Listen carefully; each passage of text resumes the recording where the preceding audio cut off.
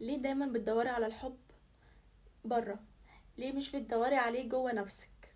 ليه دايما عايشة في انتظار الاشخاص او الشخص الصح اللي يخش حياتك ويغيرها لك؟ دايما مستنية حد يطلعك من اللي انت فيه، دايما حاسة بخمول من ناحية ان انت تشتغلي على نفسك وعلى اهدافك، عايزة دايما ترميها على غيرك، عايزة ترمي هدفك على الراجل. لو انت مش بتحبي نفسك كفاية، لو انت اللي مش مهتمه بنفسك وكسلانه ان انت تهتمي وتحبي نفسك وتغيريها وعايز تاخدي الحاجه من بره، فاكره بقى ان انت بالشخصيه دي هتعرفي تجيبي الحاجه الصح؟ هتعرفي تجيبي الشخص اللي يحبك؟ لا، هتبقي بتجذبي الاشخاص اللي هما برضو عايزين ياخدوا، بس هتجذبي الاشخاص اللي شبهك، مش هتاخدي الناس اللي ينبهروا بيكي ويحبوكي ويهتموا. لا، هتجذبي الاشخاص اللي برضو محتاجة زيك على نفس طاقتك. لكن انتي لما تبقي لنفسك قيمة عالية وانتي يبقى عندك هدف وعندك اكتفاء بنفسك، هتاخدي اشخاص على نفس المستوى، هيقدروكي وهيقدروا قيمة البنت او الست دي اللي هي فعلا عندها حياة نفسها وفعلا بتحب نفسها. اذا كانت هي بتحب نفسها وبتشتغل عليها فهي كده شخصية جامدة. لا، انا عايزة اكون في الحياة دي. كل ما انتي بتدوري على الحاجة بره مش هتلاقيها، طول ما انتي عايشة في شعور احتياج مش هتلاقي الحاجة الصح. خليكي لنفسك أرض ثابتة، انتي الأساس، أي حاجة بعد كده حاجات متغيرة.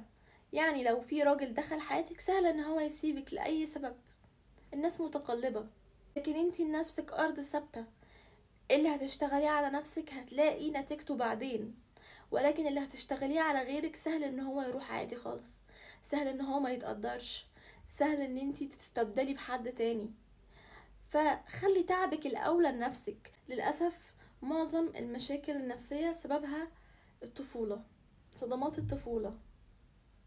مش هجملها لك واقولك لا واهالينا ربونا صح ومفيش اي حاجة زي كده، لا عادي، في اهالي بيطلعوا عيالهم دايما عندهم احتياج للحب ودايما بيجذبوا علاقات مؤذية، ولكن عايزة تعيشي دور الضحية، عايزة تفضلي في الجو ده، مش عايزة تطلعي نفسك من اللي انت فيه. مش خلاص كبرتي؟ انت ما بقيتيش صغيرة، ما بقيتيش صغيرة علشان تجري تدوري على الحب او تبيني بصوا بصوا عليا بصوا انا بعمل ايه. ما بقيتيش كده، خلاص انت كبرتي، انت مسؤولة عن نفسك، انت مسؤولة عن حياتك، محدش هيجي يغيرها لك، محدش. طول ما انت مستنية شعور معين من حد، شعور امان، شعور ثقة، شعور بالتقدير، شعور ان انت جميلة، طول ما انتي هتاخدي درس في الشعور ده، طول ما هيجيلك منه حاجة تخليكي تتهزي وتراجعي نفسك، الحاجة دي مش هتجيلك. الكون هيختبرك في الحاجة اللي انتي عايزاها، في اكتر حاجة عايزاها، في اكتر حاجة انتي متعلقة بيها، هيختبرك فيها وهتلاقي نفسك بتاخديها بصعوبة. لو حبيتي واحد علشان بيحسسك بثقتك بنفسك، هتلاقيه هيختبرك في ثقتك بنفسك، يا هيخونك يا هتحسي ان هو بيقلل منك. ليه؟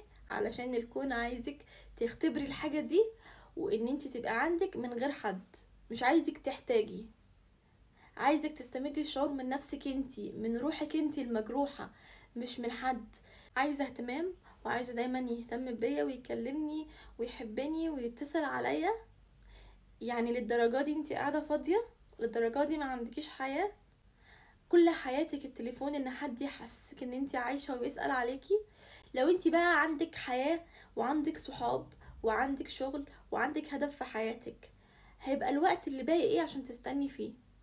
مش هيبقى باقي وقت، هتبقى الحاجات دي ثانوية في حاجاتك، حاجات بسيطة، حاجات كده اللي هي ايه، هتبقى حلوة بس مش هي الحاجة الأساسية، لأن انت عندك حاجات أساسية في حياتك تسعدك، مش الحاجة دي اللي انت مستنياها. انت اوريدي أصلا بتسعدي نفسك، انت ممكن ميبقاش عندك صحاب بس بتنزلي تشتري لنفسك حاجة نفسك فيها، بتخرجي مع نفسك، بتشتغلي، بتجتهدي في حياتك، بتشتغلي على شخصيتك. فكل الحاجات دي عملت لنفسك حياة مخلياكي مش محتاجة الشعور الخارجي اللي يحسسك بالتقدير لنفسك. انتي محتاجة ان انتي تحسي بالتقدير والاهتمام والثقة، اشتغلي عليهم وانتي هتحسيهم من نفسك، هتحسي نفسك بتشكرك، هتحسي نتيجة ده في نفسك، في افعالك، في ان انتي اتطورتي. فكرتي تثقفي نفسك؟ فكرتي تشوفي المعلومات اللي ناقصاكي وتتعلميها؟ طب فكرتي تتعلمي لغة؟ طب لو انتي ما كملتيش تعليمك فكرتي تكمليه؟ فكرتي تطوري من تعليمك؟ فكرتي في اي حاجة من الحاجات دي؟ ولا كل اللي بتفكري فيه ان انا ازاي احب واتحب، وازاي ان انا اعجب، ازاي اخليه يحبني بس اللي شاغل تفكيرك ده بس؟ طب الشخص التاني انتي عايزاه يبقى شبهك كده؟ تخيلي كده الشخص التاني ما عندوش اي حياة، وهمه الشاغل ان هو يلاقي بنت تحبه او يلاقي حد يحبه ويهتم بيه بس. هتحسي بالمسؤولية وهتحسي باحساس خنقة. لا، لا انا مش عايزة المسؤولية دي. انت مهم في حياتي بس مش حاجة اللي هي كل حاجة. مش هتسرق طاقتي، مش هتسرق وقتي. هتحسي بالنفور نفسيا، هيبقى عندك نفور. فالاحساس ده منفر، بيبعد اي حد. ولكن لما انت تكوني عامله هاله كده لنفسك متحوطه بيها، هتلاقي ان اي حد نفسه يخش الحاجه دي. نفسي يخش الحياه دي، نفسي ان انت تشاركيني حياتك. انا عندي فضول اعرف حياتك الحلوه دي انت ماشياها ازاي، نفسي اكون جزء منها. تاثيرك وطاقتك حلوه، فابقى عايزه اخش حياتك. فهتلاقي الناس دخلت حياتك من غير ما تعملي اي مجهود. هتلاقي الناس الصح اللي شبهك دخلت حياتك. وهتلاقي كمان اشخاص اسوية، عكس ما انت تبقي في طاقة قليلة وتبقي في مستوى قليل من الفكر ومن الروح، فهتجذبي اشخاص نفس الطاقة دي. انا عشت عمري كله بشتغل بس على مشاعري واعرف هي بتشتغل ازاي. وحقيقي كل المعلومات اللي انا عرفتها في حياتي بالنسبة لي اهم من كل شخص دخل فيها. كل حاجة اتعلمتها واستثمرتها بالنسبة لي اهم من ان انا اروح ادخل ناس في حياتي. استثماري على نفسي هو اللي باقي معايا، ولكن استثماري على غيري وتضييع وقتي مع الناس ما فادنيش في اي حاجة خالص. بالعكس اخد مني، لان انا كنت عايشة في طاقة دايما يا اما العطاء الكتير يا اما الانتظار المقابل من العطاء. فبالتالي ما بقاش عندي حياة، بقى عندي حياة فيها جهد. لازم ادي واخد، لازم ان انا الاقي الحاجة اللي انا باخدها، لازم الاقي النتيجة. ولكن لو انا قررت ان انا ادي الحاجة دي لنفسي واستنى نتيجة من نفسي، هتبقى احسن بكتير. وهتبقى كمان هتعرفي، ومش بس هتلاقي نتيجة ده على نفسك، هتلاقي نتيجة ده في الناس اللي بتدخل في حياتك من غير اي مجهود منك. اي حد هيتمنى يبقى في حياتك، اي حد هيتمنى ان انت تبقي موجودة في حياته. تبقى طاقتك وتبقى شخصيتك منورة في اي حتة.